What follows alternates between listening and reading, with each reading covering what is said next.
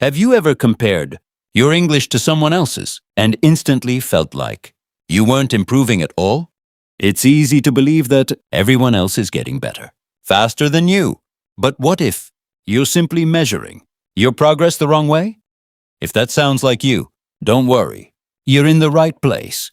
Today, I'm going to give you a short story to read slowly and clearly.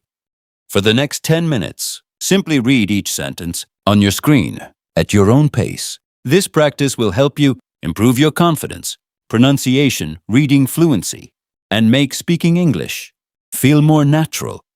Take a deep breath and let's start.